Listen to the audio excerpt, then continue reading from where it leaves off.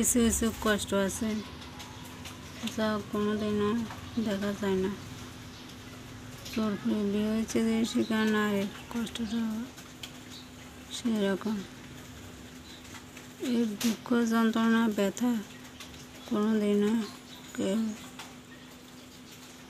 বুঝতে পারে না, মনে করা যাক একটি মধ্যবিত্ত শ্রেণীর নারী যিনি চোরপুরে বিয়ে হয়েছে সেখানে বর্তমানে পিতার সংসারে অবস্থান করতেছে, আর তার একটি পুত্র সন্তান আছে, নাম তারা সূর্যের বয়স 6 বছর। প্রতিনিয়ত নয়নকে তার প্রাক্তন স্বামী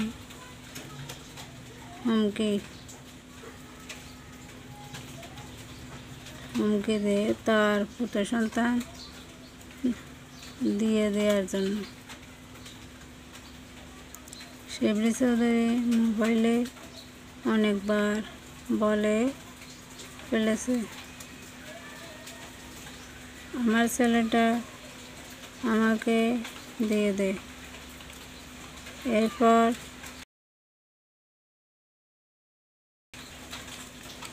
আরও ভালোভাবে পড়ালেখা করব, এরপর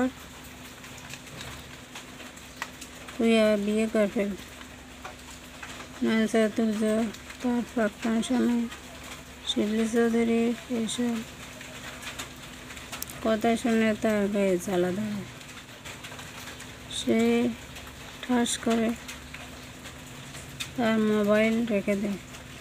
শিবলি চৌধুরী প্রকাশ্যে এভাবে ব্যক্ত করতেছে,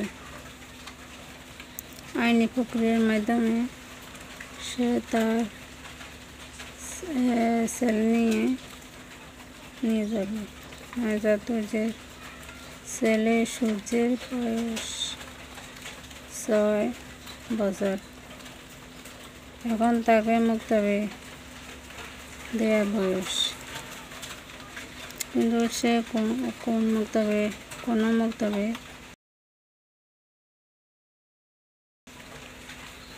জন্ম দিতে পারছে না। সে চিন্তা করতেছে প্রতিনিয়ত তার সন্তানের পিতা যদি গায়ের জোরে লোক লাগিয়ে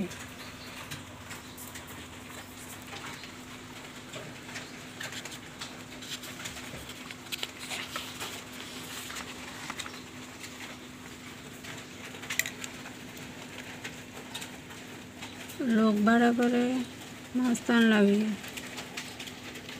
তার সন্তানকে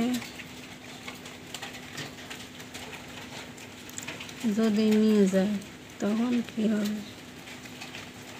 এই যন্ত্রণা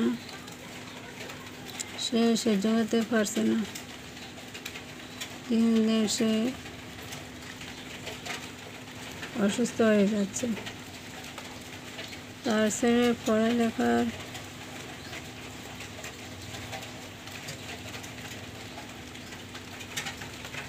অনিশ্চয়তা দেখে সে একজন প্রাইভেট টিচার দাঁড়ালো বাসায় রেখে পড়ানোর জন্য।